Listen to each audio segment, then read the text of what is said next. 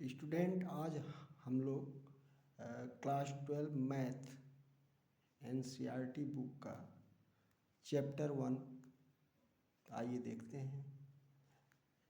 Chapter 1 relation and function.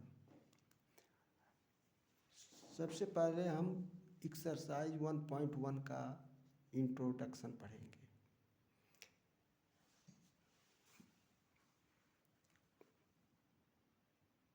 First हम set क्या है।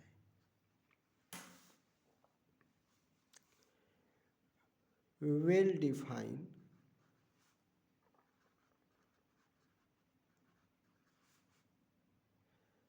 collection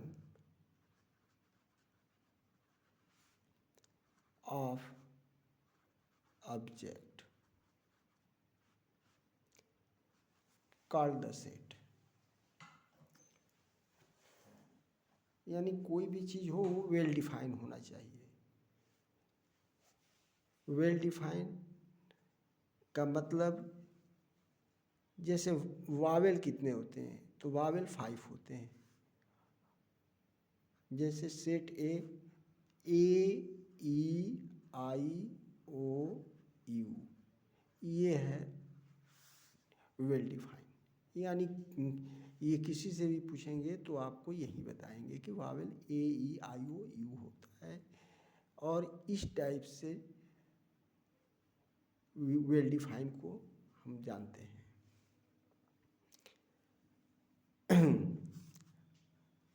इसमें सेट लेते हैं ए 1 3, सेट बी 3 4, और इसका हम निकालते हैं Cartesian product A cross B. तो ये होता है कैसे, 1 का 3 से और 1 का 4 से, ठीक, 3 का 3 से, 3 का 4 से। इस टाइप से हम कार्टेशियन प्रोडक्ट करते हैं। 1 का 3 से, 1 का 4 से, 3 का 3 से, 3 का 4 से। इसके बाद से आता है रिलेशन। तो रिलेशन फर्स्ट समझेंगे, रिलेशन है क्या। Relation is a subset or equal to A cross B. मतलब रिलेशन कार्टेशियन प्रोडक्ट का सबसेट होता है और बराबर भी होता है। जैसे हम कोई रिलेशन लेते हैं R equal to X Y such that Y equal to 2x, Y equal to 2x। तो आर आप क्या बनता है, आर बनता है जैसे एक्स का वैल्यू हम लेंगे, एक्स की वैल्यू हम लेंगे 1, तो वाई की वैल्यू बनेगा 2। तो इसमें नहीं है 1 और 2। एक्स की वैल्यू हम लेंगे 3, तो वाई की वैल्यू 6 बनना चाहिए, तो इसमें नहीं है।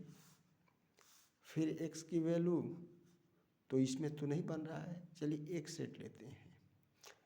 तो ये जैसे ए इक्वल टू 1 2 और बी इक्वल टू ले लिए, बी इक्वल टू ले लिए 2 4।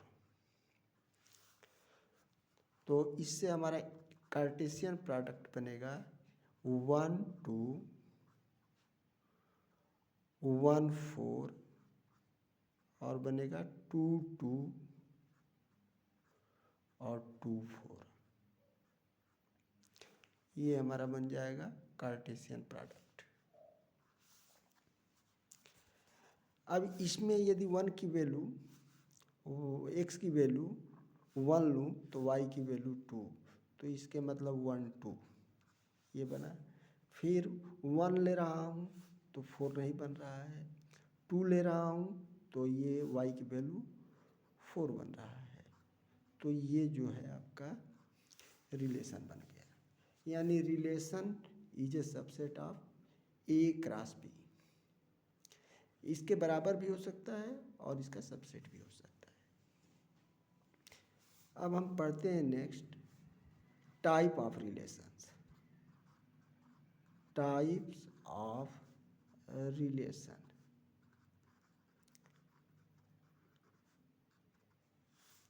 तो इसमें फर्स्ट आता है एम्प्टी रिलेशन। एम्प्टी रिलेशन क्या है? एम्प्टी रिलेशन का मतलब है कि R इक्वल टू 5, यानी रिलेशन जो है वो 5 के बराबर आ जाए, मतलब उसमें से कोई भी एलिमेंट जो है रिलेशन में ना आए। जैसे हम ले रहे हैं A इक्वल टू, यहाँ पर देखते हैं A इक्वल टू लिए हैं कितना 1 3, और B इक्वल टू लिए हैं 3 4, ठीक ना। तो इसमें हम देखते हैं कि A क्रॉस B क्या आएगा 1 3 1 4 और 3 3 3 4, ये रिलेशन बना। और यहाँ पर रिलेशन दिया हुआ है y equal to X Y, r equal to X Y और y इक्वल टू 2x। तो अब यहाँ पर क्या निकल कर आ रहा है कि x की वैल्यू 1 रखे तो y की वैल्यू 2 नहीं आ रहा है, x की वैल्यू 3 रखे तो y की वैल्यू 6 नहीं आ रहा है, मीन्स यहाँ पर कोई आ ही नहीं रहा है। तो इस तरह से ये एम्प्टी रिलेशन होगा। नेक्स्ट इसमें आता है यूनिवर्सल रिलेशन। यूनिवर्सल रिलेशन ये क्या होता है?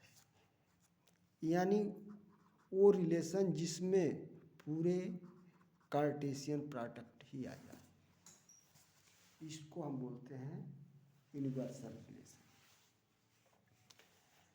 मीन्स इसमें से एक भी छूटना नहीं चाहिए, यानी जैसे ए लिए हैं,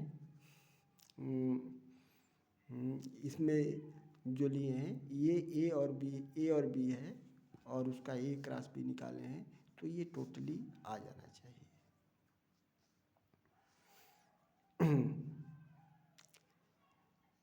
इसके पार्ट और होते हैं, वो देख लेते हैं। पहला होता है रिफ्लेक्सिव। तो रिफ्लेक्सिव में हम क्या पढ़ते हैं कि इसमें सेम टाइप के नंबर हो, ए बिलोंग ए बी सी, इस टाइप से रिलेशन दिए हो, या 1 1 2 2 3 3 इस टाइप से रिलेशन दिए हो, तो इसको हम बोलते हैं रिफ्लेक्सिव रिलेशन, यानी सेम होना चाहिए। सेकंड आता है सिमेट्रिक। सिमेट्रिक रिलेशन होता है ए बी बिलोंग आर कर रहा है, then B A belong R होना चाहिए। जैसे 1 2 बिलोंग आर है, देन 2 1 बिलोंग आर होना चाहिए। थर्ड आता है transitive. Transitive relation. Transitive relation में होता है कि A B belong R, and BC belong R, then AC belong R होना चाहिए। AC belong R होना चाहिए। जैसे हम देखते हैं यहाँ पर 1 2 belong R and 2 3 belong R, then 1 3 belong R होना चाहिए, तब ये ट्रांजिटिव कहलाता है। इसके बाद आता है इक्विवेलेंस रिलेशन।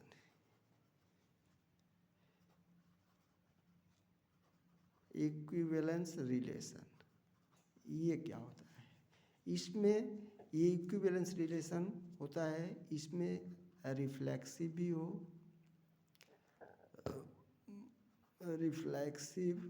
हो, सिमेट्रिक भी हो एंड ट्रांजिटिव भी हो,